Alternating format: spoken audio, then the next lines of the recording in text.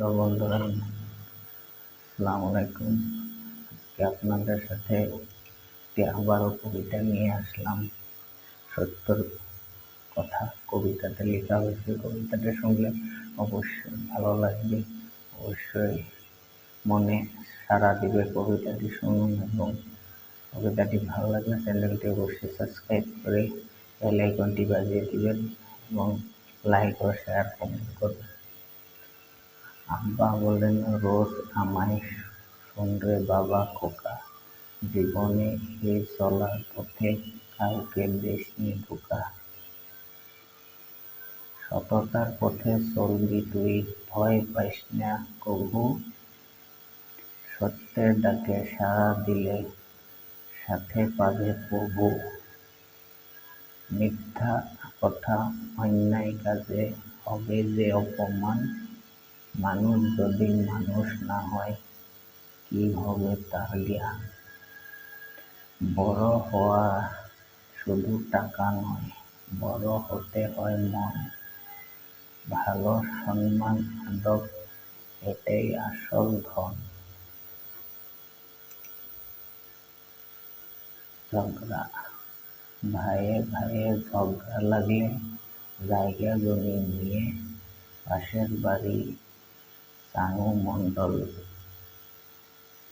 Pass লাগাই গিয়ে।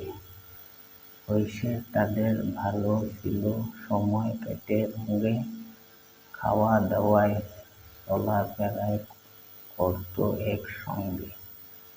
তখন তারা বিয়ে করলেন, ঘরে এসেছে বউ, কারোর কথা কেউ শুনে না, উঠে ঝড়ার ঢেউ। সংসারে তাদের শান্তি যে একটু শান্তি নেই, আশেপাশে এমন পরিবার কিছু দেখতে পাই।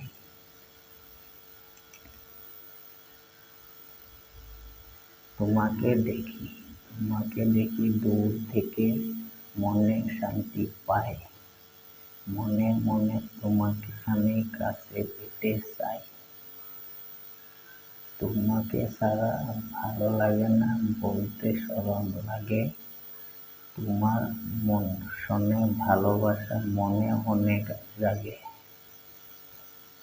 তোমাকে নিয়ে স্বপ্ন বিভোর মিছিল জাগায় রাতে, আপন করতে যদি পাইতাম খুশি হতাম তাতে। তোমাকে আমি ভালোবাসি মন উজাড় করে, হঠাৎ তোমাকে মনে পড়ে, খুশিতে মন নড়ে।